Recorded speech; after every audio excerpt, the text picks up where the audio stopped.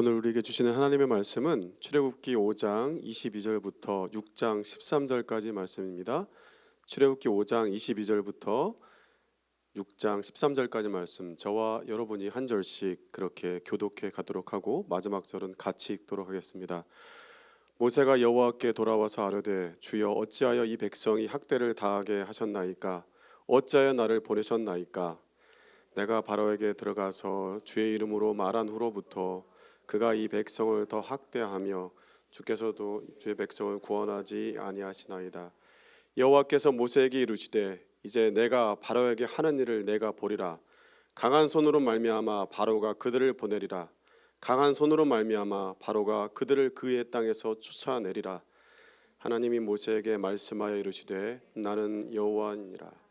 내가 아브라함과 이삭과 야곱에게 전능의 하나님으로 나타났으나 나의 이름을 여호와로는 그들에게 알리지 아니하였고, 가나안 땅 곧 그들이 거류하는 땅을 그들에게 주기로 그들과 언약하였더니, 이제 애굽 사람이 종으로 삼은 이스라엘 자손의 신음소리를 내가 듣고 나의 언약을 기억하노라. 그러므로 이스라엘 자손에게 말하기를, 나는 여호와라. 내가 애굽 사람의 무거운 짐 밑에서 너희를 빼내며 그들의 노역에서 너희를 건지며 편팔과 여러 큰 심판들로서 너희를 속량하여 너희를 내 백성으로 삼고 나는 너희의 하나님이 되리니, 나는 애굽 사람의 무거운 짐 밑에서 너희를 빼낸 너희 하나님 여호와인 줄 너희가 알지라. 내가 아브라함과 이삭과 야곱에게 주기로 맹세한 땅으로 너희를 인도하고 그 땅을 너희에게 주어 기업을 삼게 하리라. 나는 여호와 하셨다 하라. 모세가 이와 같이 이스라엘 자손에게 전하나 그들이 마음의 상함과 가혹한 노역으로 말미암아 모세의 말을 듣지 아니하였더라. 여호와께서 모세에게 말씀하여 이르시되, 들어가서 애굽 왕 바로에게 말하여 이스라엘 자손을 그의 땅에서 내보내게 하라. 모세가 여호와 앞에 아뢰, 이스라엘 자손도 내 말을 듣지 아니하였거든 바로가 어찌 들으리이까? 나는 입이 둔한 자니이다. 여호와께서 모세와 아론에게 말씀하사 그들로 이스라엘 자손과 애굽 왕 바로에게 명령을 전하고 이스라엘 자손을 애굽 땅에서 인도하여 내게 하시니라. 아멘.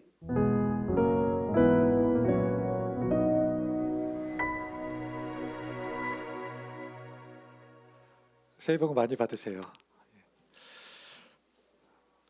우리는 구정이 있어서 새해를 두 번 맞이하게 되는데, 한 번 새해를 맞이하고 다시 또 새롭게 시작할 수 있는 기회가 두 번이나 있어서 그것 자체가 복이라는 생각을 합니다. 대신에 기회가 주어지는 것뿐만 아니라 기회를 잘 살려서 하나님과 더 친밀해지고 또 하나님 나라를 더 잘 누리고 전하는 진짜 복을 받는 저희들이 되었으면 좋겠습니다. 제가 최근에 보았던 문장 중에서 아주 마음에 드는 문장 하나가 있어서 여러분들에게도 들려드리려고 하나 가져왔습니다. 한번 보여주시면, 실패는 다음번에 더 나은 실패를 위한 영감을 주는 일이다 라는 문장입니다. 실패는 다음번에 더 나은 실패를 위한 영감을 주는 일.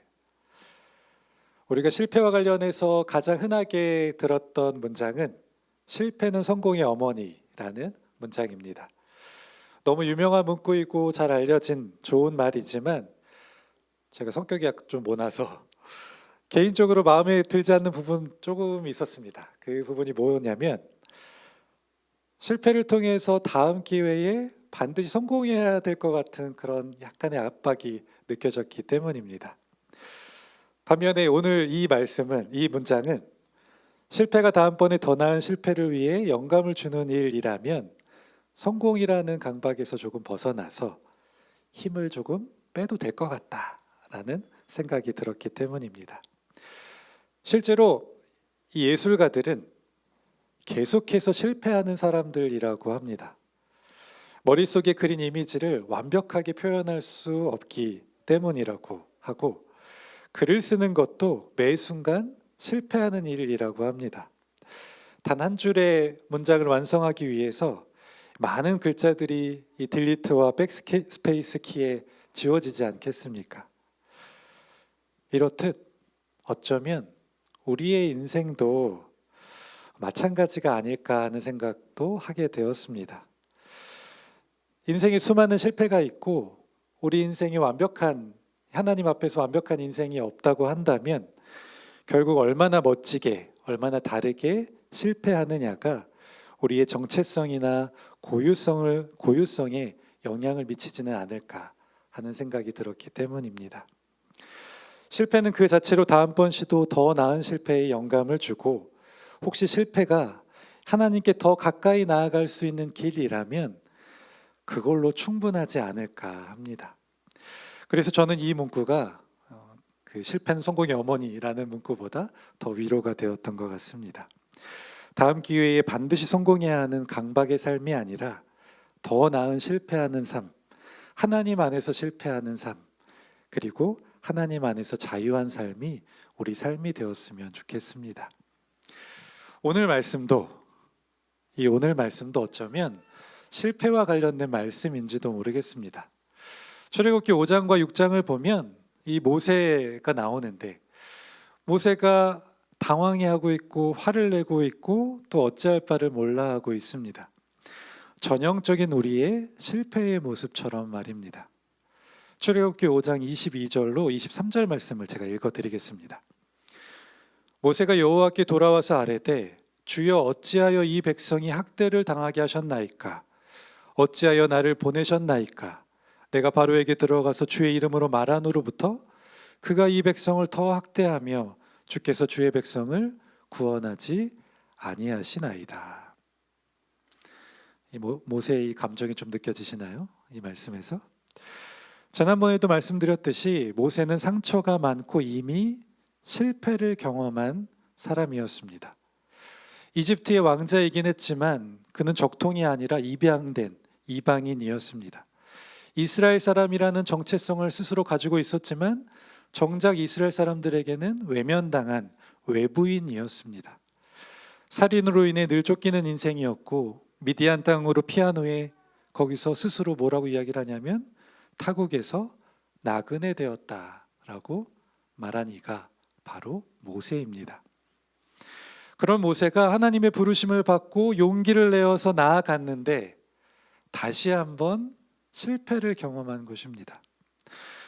바로는 모세의 이야기를 들은 척도 하지 않고 오히려 이스라엘 백성들에게 더 큰 노역을 줌으로써 이제 모세는 이스라엘 백성들에게조차 원망을 듣게 되는 상황에 이르게 되었습니다. 이러한 실패는 문제를 일으킵니다. 실패를 경험하고 또한 반복적으로 경험하는 사람들은 점점 더 구체적으로는 부정적인 자아에 빠지게 됩니다. 당장 내가 처한 어려운 상황, 지금 내가 느끼는 부정적인 느낌, 그리고 두려움과 걱정으로 인해 머뭇거리게 되고 또한 자신을 스스로 제한하게 됩니다. 오늘 출애굽기 6장에서 이러한 모세의 모습을 볼 수 있습니다. 하나님께서는 모세의 원망과 불평을 들으시고 다시 한번 이스라엘 백성에게 나아가라, 바로에게 나아가라 라고 이야기하시지만 분명 그냥 이야기하신 것도 아니고 강한 손으로 내가 함께 할 테니 모세가 이스라엘 백성들 내보낸 모습들을 내가 보게 될 거다, 언약의 기초에서 내가 그것들을 이루겠다라고 말씀하셨지만 모세는 이미 실패의 경험으로 인하여서 자아에 갇혀 그것들을 받아들이지 못하고 하나님의 명령을 거절하고 있습니다. 출애굽기 6장 12절 말씀을 제가 읽어드리겠습니다. 모세가 여호와 앞에 아뢰어 이르되 이스라엘 자손도 내 말을 듣지 아니하였거든 바로가 어찌 들으리이까? 나는 입이 둔한 자니이다. 사실 이 말은 틀린 말은 아닙니다.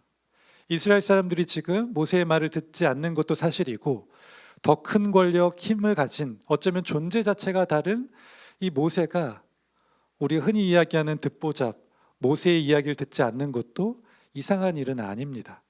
이런 이야기를 하는 모세의 심정이 충분히 이해가 되기는 합니다. 그런데 모세의 관점 말고 조금 관점을 바꿔서 하나님 관점에서 보면 이 이야기는 전혀 다른 이야기가 펼쳐집니다. 스스로 실패한 인생이라고 여기는 모세를 부른 것이 누구입니까? 바로 하나님이셨습니다. 모세가 먼저 하나님을 찾아 매달린 것이 아니라 하나님께서 먼저 모세를 불러 선택하셨습니다.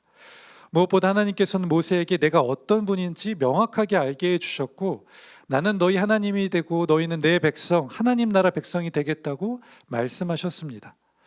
그러니까 모세의 상처, 부족함 등 모세의 어떠함이 아니라 그것과 상관없이, 아니 그러함에도 불구하고 하나님께서는 모세를 부르시고 함께 하시고 또 내가 직접 이 일을 이루시겠다고 말씀하셨습니다. 하지만 모세는 자아에서 벗어나지 못하여서 여전히 두려움과 걱정 가운데 나아가지 못하고 있습니다. 제가 이 말씀을 준비하다가 아멜리 노통브라는 작가의 갈증이라는 소설을 읽게 되었는데, 그 내용 중에 오늘 말씀과 이렇게 연관되는 내용들이 있어서 여러분들에게 일부분을 소개해 드리려고 합니다. 소설이 어떤 소설이냐 하면 예수 그리스도의 마지막 이틀과 부활의 순간을 재구성하고 있는데, 이 예수님의 심중을 1인칭 시점으로 설명을 하고 있습니다. 마치 작가가 예수님인 것처럼 그 시기에, 그 마지막 시기의 상황들을 상상하여서 이야기한 소설입니다. 조금 불편한 내용도 있기는 하지만 그 내용 빼고, 소설 도입부에 어떤 내용이 나오냐 하면 예수님의 재판 과정에서 검찰 측의 증인들이 예수님이 죄가 있다라고 이야기를 하고 있는데, 신기하게도 이들 모두가 예수님께서 기적을 베푸신 이들이 증인으로 나왔습니다. 이 상상이에요 지금. 제가 검찰 측 증인들의 이야기를, 이 소설의 내용을 한번 읽어드리겠습니다. 첫 번째 검찰 측의 증인은 가나의 신랑 신부입니다. 뭐라고 이야기를 하냐면, 저자는 물을 포도주로 바꾸는 능력을 갖고 있습니다. 하지만 자신의 능력을 펼치기 위해 결혼식이 끝나갈 무렵까지 기다렸죠. 우리의 불안과 치욕을 지켜보며 즐겼던 것입니다. 그것들을 피하게 해주는 게 손바닥 뒤집도 쉬운 일이었을 텐데도 말이죠. 저자 때문에 우리는 최고의 포도주를 그저 그런 포도주 다음에 내놓고 말았습니다. 그래서 마을의 웃음거리가 되었습니다. 그래서 예수님이 죄가 있습니다 라고 이야기를 하는 거죠. 두 번째 증인은 가버나움에 막이 들린 자입니다. 들렸던 자, 예수님이 치유를 해주셨죠. 뭐라고 이야기를 하냐면, 마귀가 나간 후로 사는 게 시들해져 버렸습니다. 그래서 예수님이 문제입니다 라고 이야기를 하고 있고, 세 번째 증인은 이렇게 이야기합니다. 눈이 멀었던 자인데 눈을 뜨고 나니 세상이 이렇게 추악한 줄 몰랐습니다. 왜 고쳐주셔서 이렇게 추악한 세상을 보게 합니까? 저자는 죄가 있습니다 라고 이야기를 했던 겁니다. 네 번째는 문둥병 걸렸던 자입니다. 이제는 아무도 제게 적선을 하지 않습니다. 예수님 때문에 굶어 죽게 생겼습니다 라고 이제 죄를 이야기하고 있는 거죠. 여섯 번째는 디베리아 어부 조합입니다. 뭐라고 이야기를 하냐면, 다른 조들을 배제하고 한 조만 특별 대우했습니다. 저 베드로, 야고보, 요한 저 조만 특별 대우해가지고 부당한 처사를 참을 수 없어서 나왔습니다. 이렇게 이야기하고 있습니다. 마지막으로 다시 살아난 나사로는, 살갗에 시체 냄새가 벤 채로 사는 게 얼마나 끔찍한 일인 줄 아십니까? 모든 사람들이 나를 피합니다. 이렇게 사는 건 사는 게 아닙니다. 예수님, 저자가 문제입니다 라고. 이게 좀 상상입니다. 상상.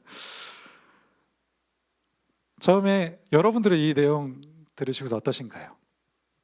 제가 이 소설을 읽고서 처음에 정말 말도 안 된다, 작가가 상상력이 뛰어나다라고 생각했습니다. 그런데 이 내용들을 다시 한번 곱씹으면서 조금 이상한 생각이 들기 시작했습니다. 이 증인들에게, 치유받은 사람들에게 감정이입을 좀 해보니, 증인들의 이야기가 다는 아니지만 어느 정도는 설득력이 있고 실제로 일어날 법한 일일 수도 있겠다라는 생각이 들었습니다. 실제적인 고통과 고난이 있어서 이렇게밖에 표현을 할 수 없었나 라는 생각도 들었습니다. 그런데 객관적으로 생각을 해보면, 감정이입을 하지 말고 객관적으로 생각해보면, 그들의 이야기는 거짓은 아닐지언정 그들의 증언이 궤변임을 쉽게 알 수 있습니다. 지금 내가 당하는 어려움과 고통, 당장 좋지 않은 기분, 조그마한 불합리와 불평등 때문에 그들을 치유해 주시고 구원해 주신 예수님의 사랑, 그 사랑과 비교조차 할 수 있겠습니까? 그들이 이러한 고백을 할 수 있던 이유를 한번 유추해 보면 나의 고통과 고난으로 인해 부정적인 자아에 빠져서 나의 상황과 나의 어려움에 집착하고 집중하기 때문일 거라 생각이 들었습니다. 그로 인해서 그들은 더 크고 놀라운 본질적인 은혜와 사랑을 잊고 있는 것은 아닌가라는 생각이 들었습니다. 오늘 출애굽기 6장에 나오는 모세처럼 말입니다. 잘 생각해 보면 위 증인들의 이야기가 우리 사회에서 어쩌면 흔히 일어나고 우리 주변에서 들었던 이야기인지도 모르겠습니다. 아니, 혹시 우리가 하나님 앞에 나아가 했던 이야기들이지는 않습니까? 모든 기준이 내가 되어서 부정적 작은 것 하나가 전부인 것처럼 하나님께 원망하고 불평했던 것 말입니다. 예수 그리스도로 구원받은 우리가 모든 고통과 이 모든 고통의 상황에서 감사하고 인내할 수는 없지만, 기뻐할 수만은 없지만, 우리가 자아에서 벗어나지 못하면 하나님을 제대로 인식하지 못할 뿐만 아니라 하나님의 나라를 누릴 수 없게 된다는 사실은 명확한 사실인 것 같습니다. 우리가 계속해서 자아에 갇혀 하나님을 바라보지 못할 때 우리는 더 나은 실패가 아니라 더 나쁜 실패로 이어지는 악순환의 삶을 살게 됩니다. 그러면 어떻게 해야 이 실패에서 벗어나서, 그리고 부정적 자아에서 벗어나서 하나님을 바라볼 수 있을까요? 오늘 출애굽기 6장은 실패와 부정적 자아에 빠져 있는 이 헤매고 있는 모세를 설득하시는 하나님의 모습이 담겨 있습니다. 여기에 그 답이 있다고 생각합니다. 결론부터 이야기하면 자아에 집착하는 우리를 하나님께로 인도하는 것은 내가 가진 것이나 나의 노력이 아니라 전적으로 하나님의 사랑과 인내로부터 시작한다는 것입니다. 출애굽기 6장에는 실패한 모세를 설득하시는 하나님의 인내와 사랑이 세 가지의 모습으로 표현되고 있습니다. 첫 번째는 하나님께서는 나 여호와가 한다고 말씀하십니다. 오늘 출애굽기 6장을 자세히 살펴보면 내가라는 말이 5번 나오고 있고 나는 여호와라는 말이 6번 등장하고 있습니다. 하나님께서 모세를 보내시면서 사명을 이루는 것은 보냄받은 자가 하는 것이 아니라 나 여호와가 직접 한다고 말씀하십니다. 스스로 있는 자, 모든 것을 할 수 있는 자, 나 여호와가 내 이름을 이스라엘 백성들과 이집트 백성들에게 모두 알겠다 말씀하시고 내가 한 약속, 그 약속을 내가 지키겠다라고 말씀하십니다. 곧 너의 능력, 너의 모습, 너의 상처에 집중하지 말고 이 일을 시작하고 이루고 완성할 나에게 집중하라고, 나에게 얼굴을 돌리라고 말씀하십니다. 두 번째로 하나님께서는 포기하지 않고 말씀하십니다. 하나님께서는 모세 설득하기를 포기하지 않고 계속해서 반복해서 말씀하십니다. 이미 이전 장에서 부르심을 거절했던 이 모세를 설득하신 하나님이셨습니다. 그런데 모세는 다시 한번 가지 못하겠다고 하나님의 명령을 거절합니다. 12절 말씀을 보면 모세가 바로는 듣지 않을 겁니다 라고 이야기하면서 마지막에 나는 입이 둔한 자입니다 라고 덧붙입니다. 그때 하나님께서 입이 둔한 자라는 말을 놓치지 않으시고 그러면 아론과 함께 가라. 혼자가 힘들면 함께 가서 나 여호와의 명령을 전하라 라고 말씀하십니다. 모세의 요점이 입이 둔한 것이었겠습니까? 사실 그냥 못 가겠다는 핑계를 이야기한 것인데 하나님께서는 그것을 가지고 집요하게 설득하십니다. 하나님께 솔직히 이렇게까지 하셔야겠습니까? 지금의 모세는 탁월한 사람도 아니요 모세 대신 갈 사람이 없는 것도 아닙니다. 하지만 하나님께서는 모세를 포기하지 않으시고 계속해서 어르고 달래시며 때로는 집요하게 모세를 설득하고 계십니다. 모세를 통해서 하나님의 일들을 이루겠다고 반복해서 말씀하시는 것입니다. 하나님께서는 지금 너의 약함은 알고 있으니 힘들어도 조금만 용기를 내서 나아가라고 인내하시면서 반복해서 말씀하시는 것입니다. 세 번째로 하나님께서는 우리를 위한 치밀한 계획을 가지고 있다라고 말씀하십니다. 출애굽기 6장에서는 언약이라는 단어가 3번, 그리고 아브라함과 이삭과 야곱의 하나님이라는 말이 2번 반복됩니다. 무엇보다 6장 후반부에, 저희가 읽지는 않았지만 6장 후반부에는 아주 길게 모세와 아론의 족보에 대한 이야기가 나옵니다. 언뜻 보면 갑자기 웬 족보가 나올까? 좀 이상한 전개가 아닌가라는 생각이 들지만 다시 한번 생각해 보면 언약과 더불어서 치밀하고 놀라운 계획을 보여주시는 하나님의 사랑을 이 족보에서 느낄 수 있게 됩니다. 출애굽기 6장 10절에서 30절까지의 이 말씀은 한번 보여주시면 봉투 구조와 교차 구조가 이렇게 병행해서 나오고 있습니다. 혹시 6장 10절에서 30절까지의 내용인데 A, B, C, B-A-로 구성되어 있는데 이 6장 말씀의 핵심은 모세와 아론의 족보입니다. 해석을 해보자면 이 족보의 말씀은 하나님께서 이스라엘 백성을 하나님 나라로 인도하기 위해 아주 오래전부터 치밀하게 계획하시고 모세와 아론을 구체적으로 선택했다는 것을 보여줍니다. 또한 이러한 치밀한 계획 가운데 모세와 아론을 선택했다는 것은 이 일을 하나님께서 보증하시고 결국 하나님께서 이루시겠다는 것을 다시 한번 보여주시는 말씀입니다. 하나님께서 즉흥적으로 기분 내켜서 갑자기 모세와 아론을 선택한 것이 아니라 오래전부터 예비하여서 특별히 선택해서 고른 이들이 바로 모세와 아론임을 알려주시면서 그들에게 용기를 북돋고 있는 것입니다. 이렇듯 하나님께서는 자아에서 벗어나지 못하는 모세 설득하기에 진심이십니다. 모세에게 무엇을 바라시는 것도 아닙니다. 모세에게 더 유능해져라, 더 잘 분석하고 더 잘 선택해라 라고 말씀하지 않으셨습니다. 하나님께서는 단지 사랑과 인내로, 그분의 사랑과 인내로 설득하고 계십니다.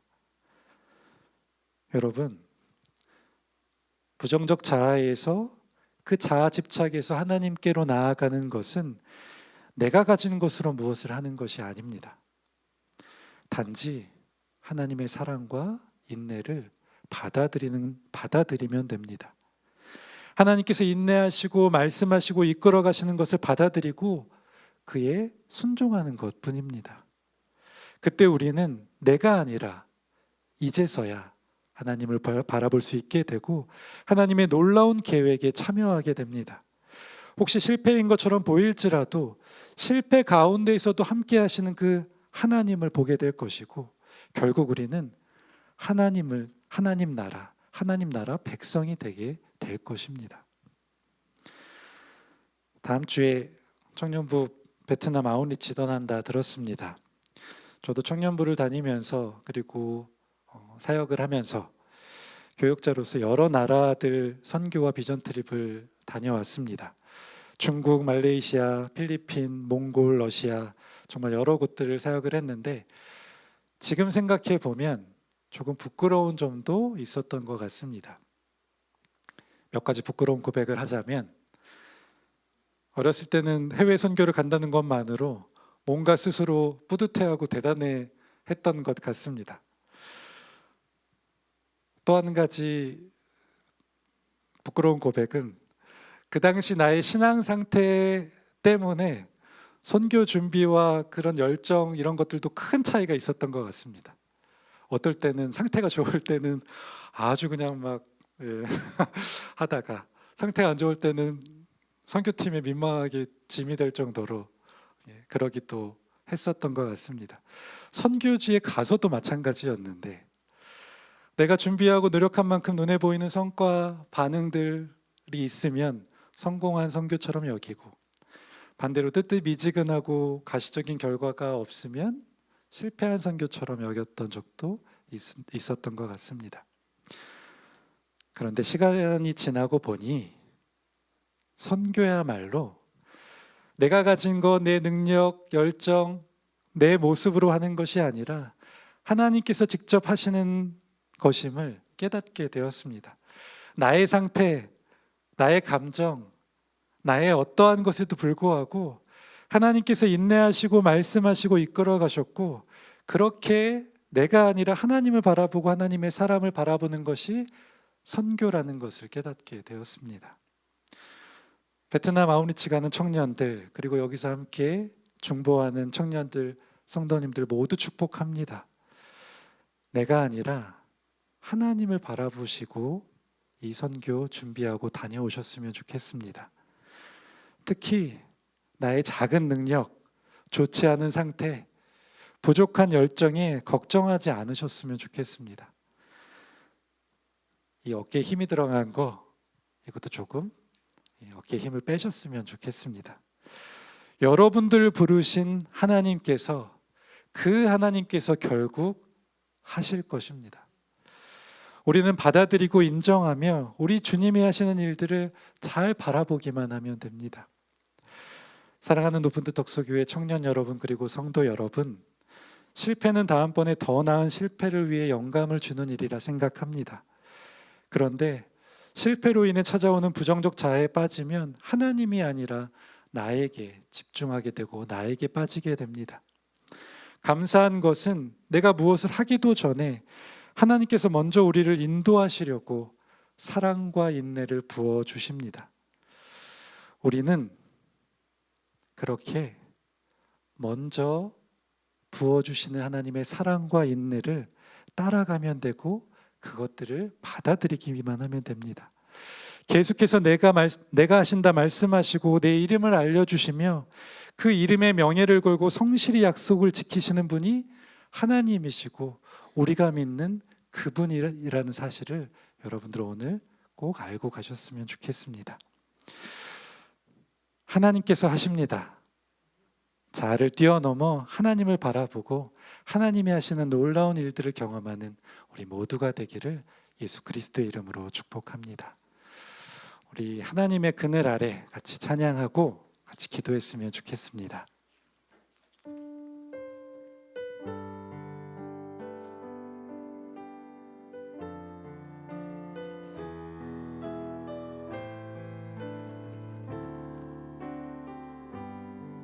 하나님의 그늘 아래, 하나님의 그늘 아래 내 모든 것 다 내려놓고 나 잠잠히 주를 묵상하네.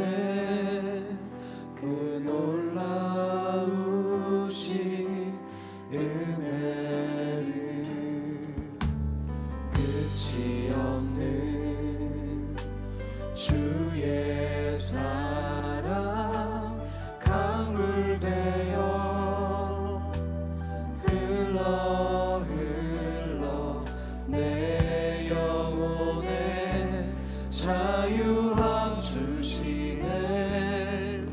날 새롭게 하시네.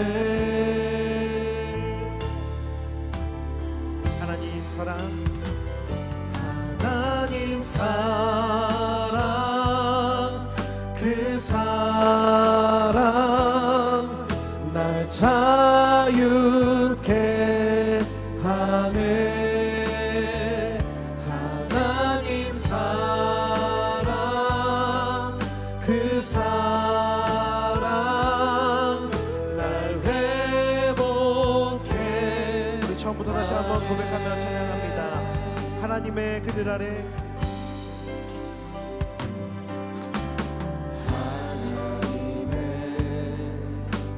그늘 아래 내 모든 것 다 내려놓고 나 잠잠히 주를 묵상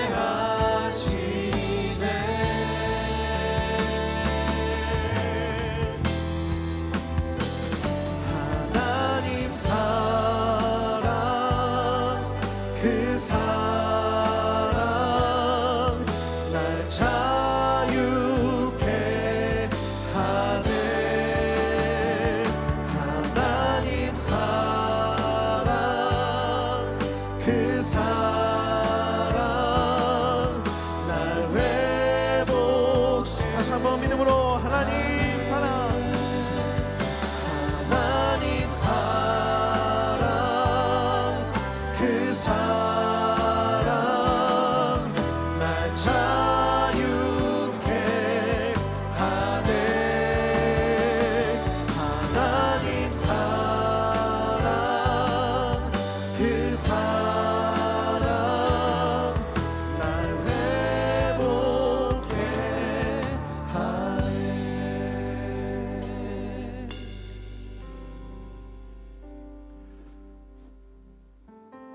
여러분, 우리는 삶 속에서 실패를 경험합니다. 한 번이 아니라 그 실패가 반복되면서 많이 위축되고 자신감도 잃어버렸습니다. 그런데 무엇 하나 자랑할 것 없고 가진 것 없으며 용기도 없는 우리에게 하나님께서는 내가 너를 오랫동안 지켜보고 특별히 선택했다 말씀하십니다. 절대로 포기하지 않으시고 계속해서 설득하십니다. 내 이름을 걸고 내가 하겠다고, 내가 한 약속 반드시 지키겠다고, 너는 가만히 지켜보라고 말씀하십니다. 사랑과 인내로 설득하시는 하나님께 이제 우리가 응답할 차례입니다. 주님, 내가 여기 있습니다. 주님과 함께 용기 내 나아가겠습니다. 하나님 나라 여정에 나도 함께하고 싶습니다. 우리 이렇게 고백하며 결단하며 함께 기도하시겠습니다. 주님, 우리는 날마다 우리 삶에서 성공보다는 실패를 경험하고 실패 가운데 위축되고 또 그렇게 하나님을 원망하며 자아에 갇혀 아무것도 하지 못한 채 한 걸음도 떼지 못한 채 나아가는 저희들, 주님, 그러나 그런 부족한 저희들, 그러함에도 불구하고 저희들 불러주셔서 선택하여 주셔서 내가 사랑한다고 말씀하여 주시고 내가 너와 함께한다고 말씀하여 주시고 이제 너를 통하여 하나님의 나라를 이루겠다고 말씀하여 주시니 진심으로 감사함을 드립니다. 하나님, 이제는 내가 아니라 주님을 바라보게 하여 주시옵소서. 주님을 바라보고 주님과 함께 주님이 이루실 것들을 기대하면서 주님 한 걸음 떼게 하여 주시옵소서. 주님이 여전히 그 실패와 고통 가운데 아픔 가운데 망설이고 있는 자들에게 주님이 용기를 더하여 주시고 주님께서 계속해서 말씀하시고 설득하시는 힘을 깨닫게 하여 주시옵소서. 그렇게 함께하시는 실패 가운데도 함께하시는 그 하나님을 경험하게 하여 주시고 그렇게 주님 찬양하면서 주님께 나아가는 그렇게 하나님의 나라를 이루는 저희들 모두가 될 수 있도록 도와주시옵소서. 주님,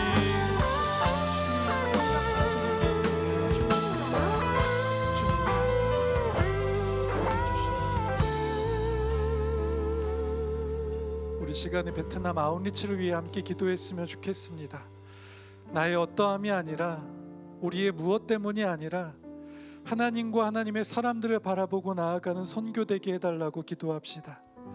팀원들의 건강과 안전 지켜주시고 집짓기, 복지관 어린이 사역이 짧은 시간일지라도 우리가 보기에 별거 아닌 시간일지라도 복음을 전하게 되는 귀한 시간 되기를, 하나님이 하시는 시간 되기를 간절히 기도했으면 좋겠습니다.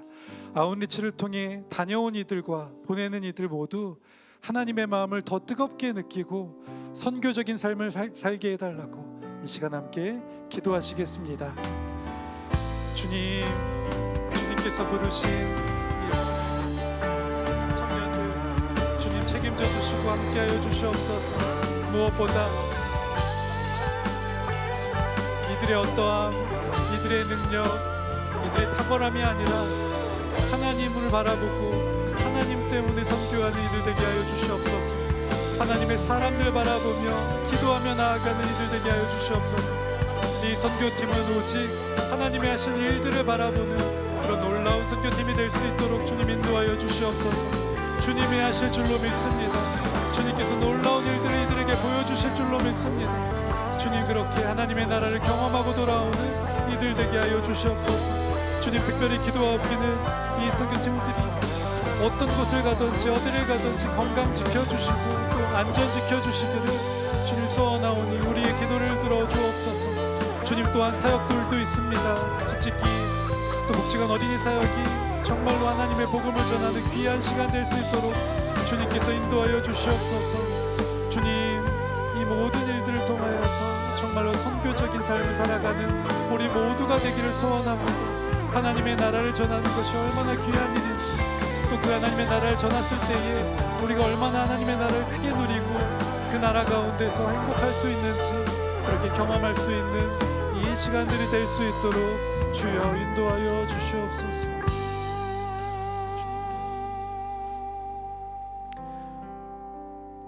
하나님, 우리가 무엇이 간데 이렇게 사랑해 주십니까?